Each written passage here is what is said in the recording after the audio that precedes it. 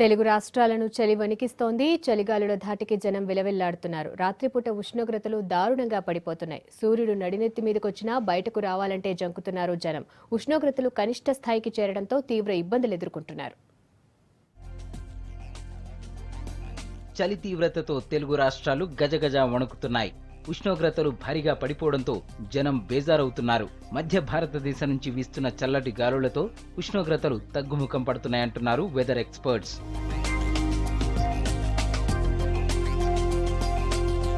చలి తీవ్రతతో రాష్ట్రంలోని అన్ని జిల్లాలు గజగజ వణికిపోతున్నాయి. ఆదిలాబాద్లో కనిష్టంగా 6 డిగ్రీల ఉష్ణోగ్రత నమోదైంది.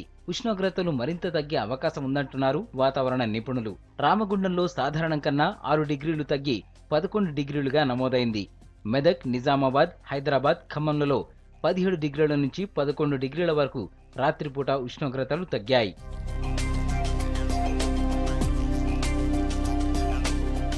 ఈశాన్య భారత్ నుంచి చలిగాలులు రాష్ట్రం వైపు బలంగా వీస్తుండటంతో చలి ఇంకా పెరిగే ఛాన్స్ ఉందని తెలిపింది హైదరాబాద్ వాతావరణ కేంద్రం. కోస్తాంధ్రలోని కొన్ని ప్రాంతాల్లో మేఘాలు ఏర్పడటంతో వర్షాలు పడే అవకాశం ఉందంటున్నారు. చలి తీవ్రత ఎక్కువగా ఉండడంతో జనం కాస్త రిలీఫ్ కావడానికి టీ, కాఫీలను ప్రిఫర్ చేస్తున్నారు. బయటకు రావాలంటే భయపడుతున్నారు.